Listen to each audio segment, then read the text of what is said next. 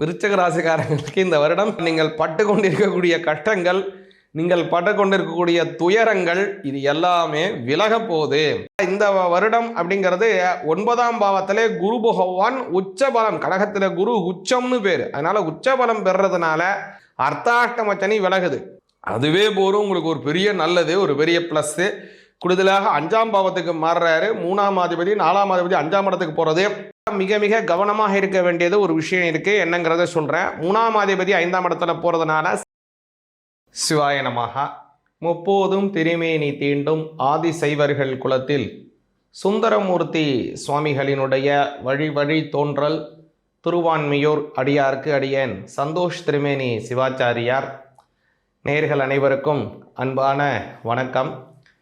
அனைவருக்கும் 2026 வரக்கூடிய புத்தாண்டு நல்வாழ்த்துக்கள். வரக்கூடிய வருடம் நல்ல சுபிக்ஷமானதாகவும் நல்ல ஏற்றமான சூழ்நிலையும், குடும்பத்திலே நல்ல சந்தோஷத்தையும், உடம்பிற்கு தேக ஆரோக்கியத்தையும், குழந்தைகளுக்கு நல்ல கல்வி ஞானம் அறிவு நல்ல புத்தியையும், திருமணமாக வேண்டியவர்களுக்கு நல்ல திருமண பாக்கியம் கைகூட வேண்டும்படியாகவும், குழந்தை பாக்கியம் தம்பதிகளுக்கு பிறக்க வேண்டும்படியாகவும், வேலையிலே நல்ல மன சந்தோஷகரமான நல்ல வேலை வாய்ப்புகள், ஸ்திர உத்தியோகங்கள், வியாபாரத்திலே அதி உன்னதமான லாபங்கள், விவசாயத்திலே நல்ல விவசாய செழுமைகள் இவ்வருடம் ஏற்பட வேண்டும்படியாக எல்லாம் வல்ல எம்பெருமானை பிரார்த்தனை செய்து கொண்டு தொடர்ந்து இப்போ 12 ராசிகளுக்கும் உண்டான பலன்கள் எப்படி இருக்குங்கிறத பார்ப்போங்க. அதற்கு முன்னதாக ஒரு விஷயம் என்னன்னு கேட்டிங்கன்னா, இந்த வருடம் அப்படிங்கிறது ஒரு நல்ல அற்புதமான வருடமாக இருக்கிறது. காலப்புருட தத்துவத்தில் 3ஆம் பாவத்தில் இருந்தால் இந்த வருடத்தில் குரு பகவான் ஆரம்பித்து வைக்கிறாரு. முதல்ல பார்த்தீங்க அப்படின்னா, வருடத்தினுடைய ஆரம்பத்தில் மிதுன ராசியிலே குரு பகவான் வக்ரகதியிலே ஆரம்பிக்கிறார்.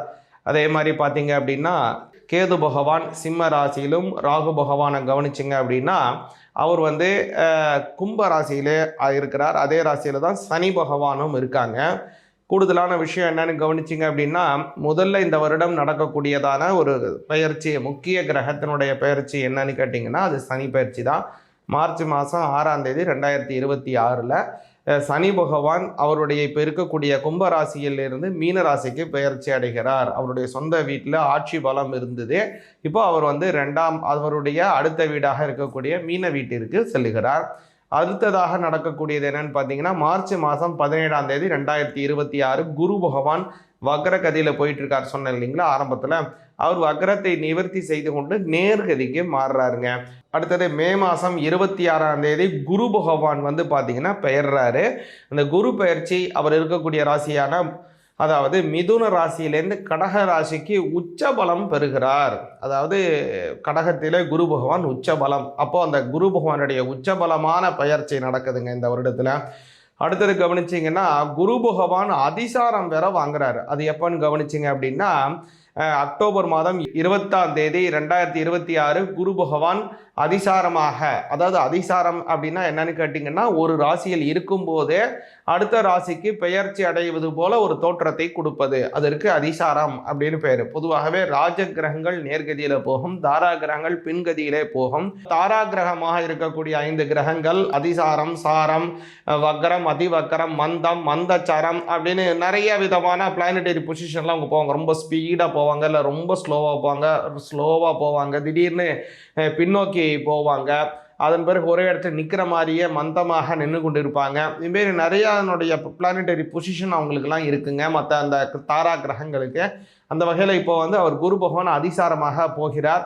அடுத்ததாக குரு பகவான் பார்த்தீங்கன்னா டிசம்பர் மாதம் 22ஆம் தேதி 2026 அதே குரு பகவான் பார்த்தீங்கன்னா அதிசாரம் பெற்றிருக்கிறார், வக்ரமாக மாறுகிறார், மறுபடியும் பின்னோக்கி வர ஆரம்பிச்சிடுறார். இதுக்கு இடையில ஒரு விஷயம் என்னன்னு கவனிச்சிங்கன்னா, நவம்பர் மாதம் 13ஆம் தேதி 2026 கவனிச்சிங்க அப்படின்னா ராகு கேதுவினுடைய பெயர்ச்சி நடக்குதுங்க.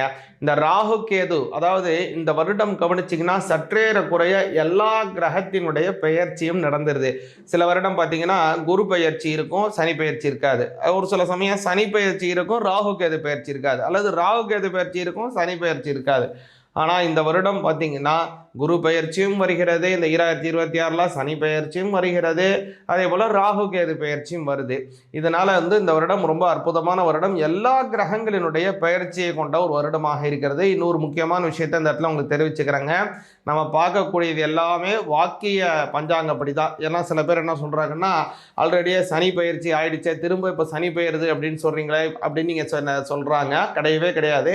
வாக்கியப்படி பார்த்தீங்கன்னா 2025 சனி பயிற்சியே கிடையாது. வரக்கூடிய 2026 மார்ச் மாதம் 6ஆம் தேதி தான் சனி பயிற்சிங்கிறது நடக்குதுங்க.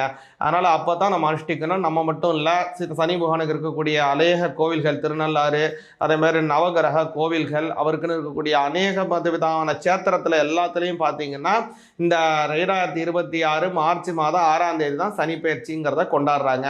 அதனால் நாமும் அதே சமயத்தை கொண்டாடுவது தான் நமக்கும் நல்ல பலன்கள் கிடைக்கும். அதே மாதிரி முக்கியமான விஷயம் என்னென்னு கேட்டிங்கன்னா, மற்ற கிரகங்களினுடைய சஞ்சாரமும் ரொம்ப அற்புதமாக இருக்கிறது. மேலும் உங்களுடைய ராசிக்கு, உங்களுடைய விஷயத்திற்கு, உங்களுடைய குடும்பம் சார்ந்த விஷயங்களுக்கு, அதே மாதிரி தொழில் சார்ந்த விஷயங்கள், எதுலெல்லாம் கவனமாக இருக்கணும், எதெல்லாம் உங்களுக்கு கூடுதலான நல்ல பலன்கள் இருக்குது, எந்த சுவாமியை கும்பிட்டா ரொம்ப நல்ல பலன்கள் அப்படிங்கிறதெல்லாம் கொஞ்சம் தெளிவாக பார்ப்போங்க. விருச்சிக ராசி ஆகியவங்களுக்கு இந்த 2026க்கான பலனை கொஞ்சம் விரிவாக பார்ப்போங்க.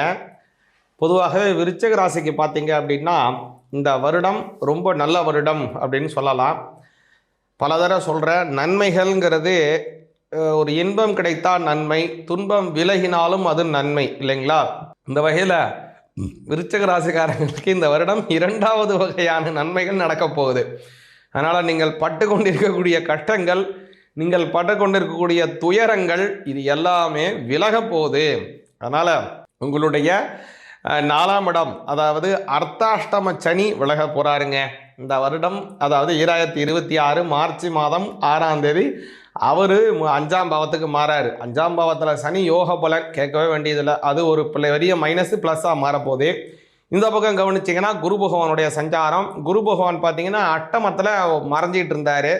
அவரும் அதிசாரமாக கொஞ்ச நாள் போனாலும் கூட வக்கரம் பெற்று மறுபடியும் இப்போ அட்டமஸ்தானத்தில் தான் மறைஞ்சு உட்காந்துட்டு இருக்காரு. 2ஆம் அதிபதி மறைகிறது கொஞ்சம் கஷ்டம், பொருளாதாரத்தில் சிக்கலை ஏற்படுத்தி இருக்கும்.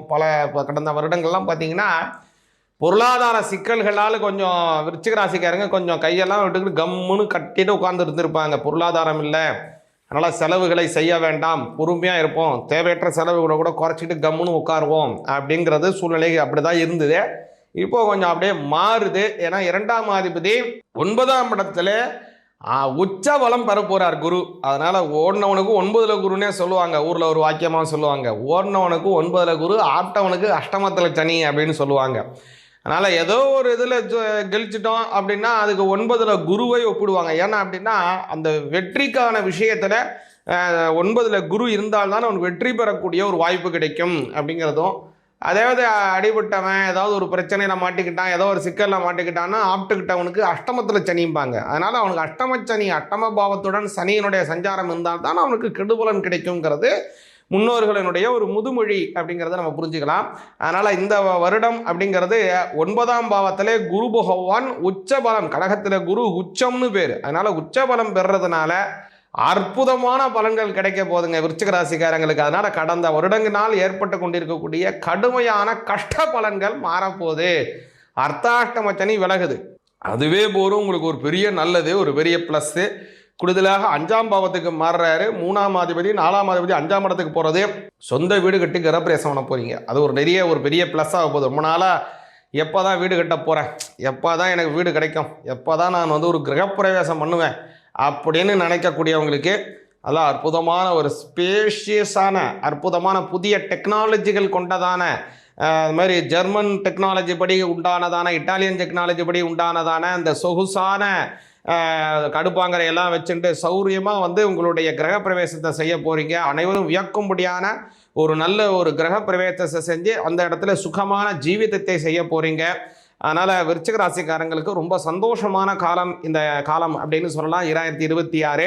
கூடுதலாக மிக மிக கவனமாக இருக்க வேண்டியது ஒரு விஷயம் இருக்குது. என்னங்கிறத சொல்கிறேன். 3ஆம் அதிபதி 5ஆம் இடத்துல போகிறதுனால சகோதரிகளிடம் கொஞ்சம் விட்டு கொடுத்து போகிறதே ரொம்ப நல்லது. ஏன்னா இப்போ நல்ல காலம் இருக்கிறதுனால அவங்கள உதாசீனப்படுத்தவோ, அவங்களுடன் தேவையற்ற மனக்கசப்புகளை ஏற்படுத்தி கொள்ளவோ நீங்கள் செஞ்சுக்கிட்டிங்கன்னா அது பின்னாடி உங்களுக்கு பிரச்சனை ஆகிடும் அதனால் விருச்சிக ராசிக்காரங்க அந்த மாதிரி விஷயத்துலலாம் கொஞ்சம் விட்டு கொடுத்து போகிறது நல்ல பலனை கொடுக்கும். ஏதாவது அவங்க புரிஞ்சுக்காமல் பேசினாலும் கூட நீங்கள் பொறுமையாக போகிறதே மிக மிக மிக அவசியம் விருச்சிக ராசிக்காரங்க. ஏன்னா விருச்சிக ராசிக்காரங்களுக்கு கோபங்கிறது இயல்பான ஒரு குணம். அதனால் இப்படி தேல் டக்குன்னு கொட்டுதோ அதுமாரி டக்குன்னு அவங்க அவங்களுடைய இதில் சுடு சொல் அப்படிங்கிறது இயல்பாகவே வரக்கூடிய ஒரு குணாதிசயம் கொண்டவங்க விருச்சிக ராசிக்காரங்க.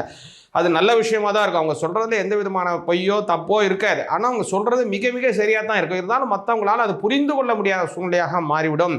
அதனால் அதில் மிக முக்கியமாக இருக்கணும். குறிப்பாக விருச்சிக ராசிக்காரங்க முருகனை வழிபாடு பண்ணுங்க.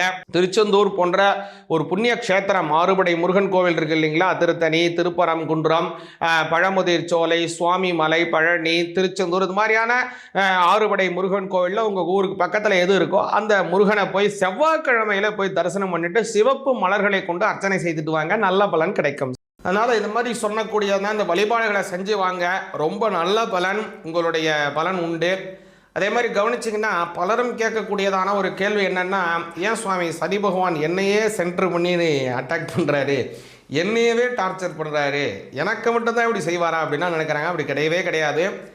சனி பகவான் அப்படிங்கிறவர் தர்ம கர்மாதிபதி. பல தடவை சொல்லியிருக்கேன், திரும்பவும் சொல்கிறேன், தர்ம கர்மாதிபதியாக உள்ளவர் சனி பகவான். இந்த சனி பகவான் அப்படிங்கிறது நம்மளுடைய என்னென்ன சஞ்சித கர்மா, பிராரப்த கர்மா, ஆகாமி கர்மாக்கள் நாம் செய்திருக்கின்றோமோ அந்த கர்மாக்களுக்கு உண்டான ரெக்கார்டாக இருக்கிறது சனி பகவான்கிட்ட தான் இருக்குது. அதனால் நீங்கள் ஏதாவது தவறு செஞ்சுருக்கீங்க, ஏதாவது பண்ணிகிட்டு இருக்கீங்கன்னா அவருடைய தசாபுத்தி காலம் அல்லது அவருடைய 7.5 சனி காலம் வர்ற வரைக்கும் அவர் வெயிட் பண்ணுவார். அப்படியே விட்டுருவார் உங்களை. நீ செய்ப்பா, நீ செஞ்சுக்கிட்டே இருப்பா, நான் வரப்பா, அவங்ககிட்ட வரும்போது உன்னை பிடிச்சிக்கிறேன்ப்பான்னு அப்படியே உட்காந்துருப்பார். ரெக்கார்டை மட்டும் ரெக்கார்ட் பண்ணிக்கிட்டே இருப்பார்.